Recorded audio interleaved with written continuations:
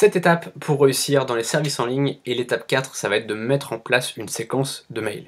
On l'a vu dans l'étape 2, l'important c'était de capturer des adresses mail, et dans l'étape 3, on a dit que c'était important de créer une séquence de mails, de contenu gratuit. Donc on crée une séquence de contenu gratuit, et forcément, ce contenu gratuit, on va l'envoyer avec justement notre séquence de mails. C'est-à-dire que vous allez avoir un mail le jour de l'inscription par exemple, où la personne va recevoir tel contenu, un autre mail le lendemain, un autre mail le surlendemain, un autre mail le jour d'après par exemple. Vous pouvez faire aussi à J+2, après J+5, etc. C'est à vous de voir comment vous gérez votre truc. Et donc pour ce faire, pour envoyer ces mails en automatique, sans que vous ayez besoin de faire quoi que ce soit vous-même, eh bien ce qu'on va faire, c'est qu'on va utiliser un autorépondeur.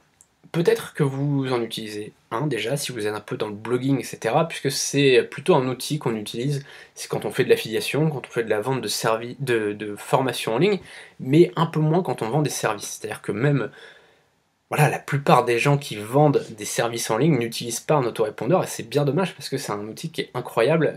Moi je vous l'ai dit, dans l'affiliation, c'est ce qui m'a permis de vivre de l'affiliation.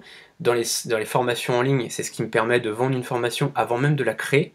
D'accord? C'est-à-dire que je vends une formation avant même de la créer, et ça c'est possible qu'avec un autorépondeur, c'est pas possible sans.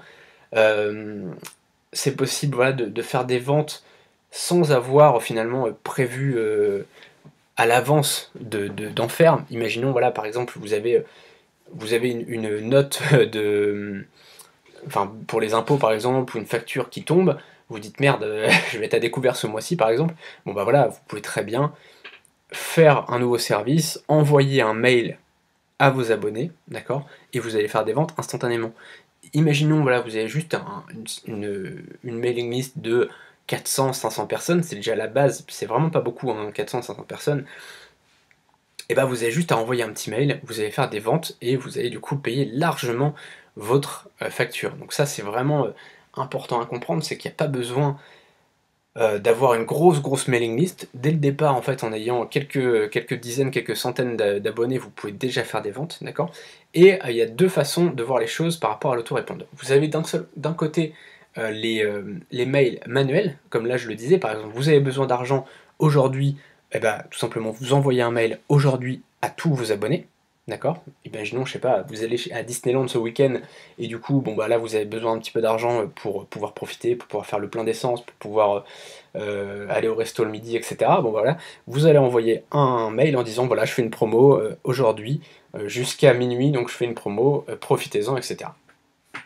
Ça peut être quelque chose que vous pouvez faire, et ça c'est un mail manuel. Ensuite, vous avez... Cette vidéo est un extrait de ma dernière formation, 7 étapes pour réussir dans les services en ligne.